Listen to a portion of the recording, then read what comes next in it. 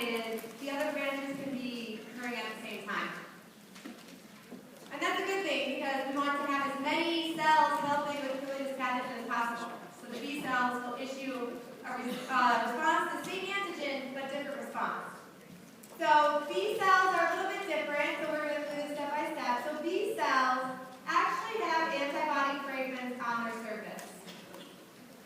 Okay, so these B cells, there's millions of different combinations of antibodies actually on these cells in your body. So that happens at birth. You get this diversification and multiplication of your B cells with a million different types of antibodies.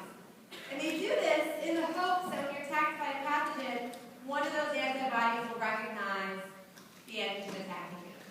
So it's kind of by luck that our immune system works.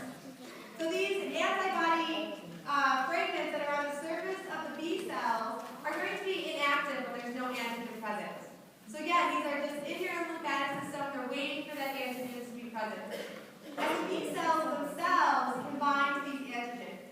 So the B cells have antibodies for specific antigens. The first step is the sensitization process. And this occurs when the antigen is specific to an antibody and they bind to each other. Right? And when that happens, remember I said these B cells are macrophages? So basically it engulfs that antigen into its cytoplasm, and then it can present the antigen on its surface. Just like the other macrophages. This is what we have going on here. So we go from an inactive B cell with the antibodies. Here the antigen binds to the antibodies. The cell engulfs that, and then it presents that antigen on the atrial complex. So very similar to the macrophage antigen presentation that we're talking about.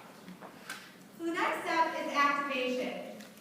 And this process is something specific that we call co-stimulation.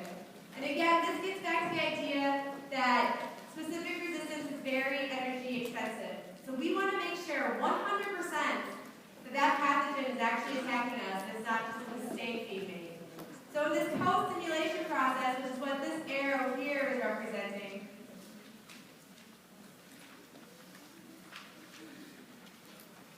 so co-stimulation, in order for the B cells to become fully activated, they have to find and bind to the same helper T cell that's been activated with that antigen. So it's basically a check system. Body checks. Check number 1, yes, the helper T cell was activated with that antigen.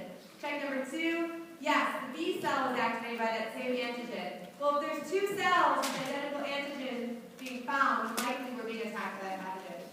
So when that happens, our body says, okay, we're definitely being attacked. Let's continue with this very energy-expensive process to make antibodies, because that's what we need to do to survive. So during the activation process, we need to have both the helper T cell and the sensitized B cell come into contact with each other to become fully activated. And that's the process of co-stimulation. Again, to help prevent accidental activation. So once that activation actually occurs, we get the production of plasma cells right here. Plasma cells are the cells that make antibodies.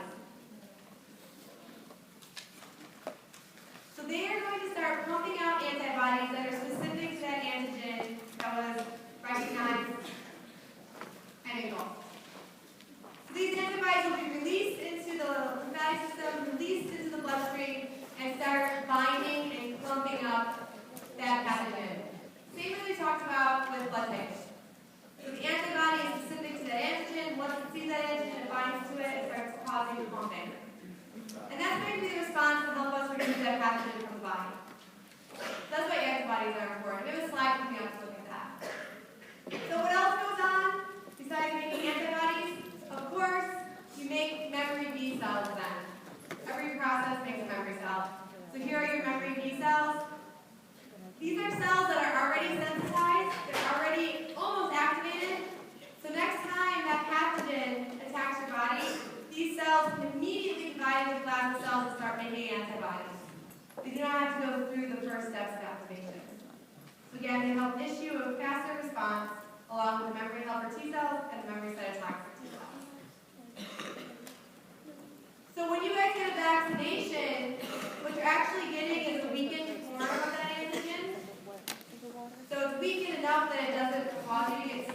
When that antigen is present, let's say for influenza, for example, that antigen is present that's going to cause all these responses to occur, but you don't get sick because it's a weakened form of it.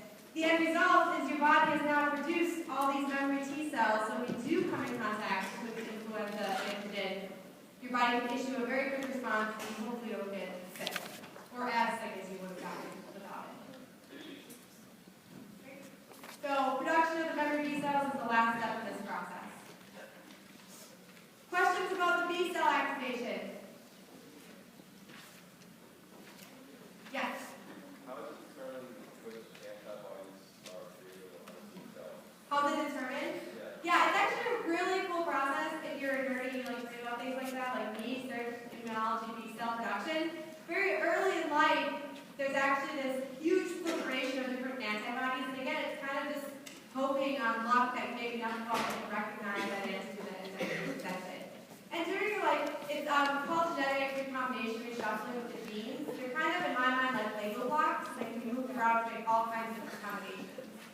And that's how they're actually producing all these different antibodies. So it happens very early in life when these cells initially differentiate in your body. It's a very cool process. It's amazing what our body does in protection. Any other questions? So how antibodies work, just a quick message, just a quick note about that. We have been talking about clumping in antibodies quite readily. So just want to draw a very quick representation of an antibody. They usually have multiple binding sites on them, something like this. So this region here would recognize a specific antigen. So usually there's multiple binding sites on the antibody. So this one has like 3 binding sites, for example. So here's my pathogen with the specific antigen on the surface, in my blood, in the lymphatic system.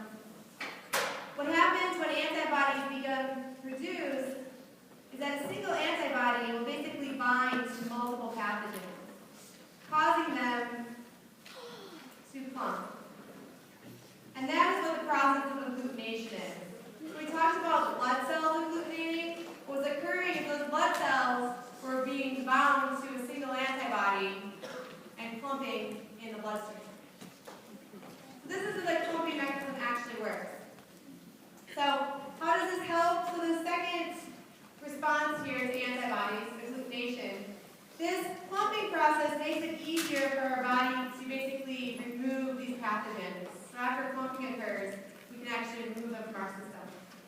And that's a good thing. So it improves phagocytosis, allows cells to actually consume or indulge the pathogens better. So here's an example of a bunch of pathogens, these brown circle things, that were actually clumped through the process of antibody interaction.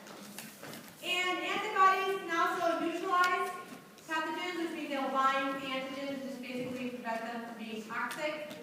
That process also helps, either one helps with improved phagocytosis of antibodies. So this is why antibodies are good. And to answer your question a little bit more, Mark, it's predicted that the body can make actually 10 billion different types of antibodies, all through this shuffling of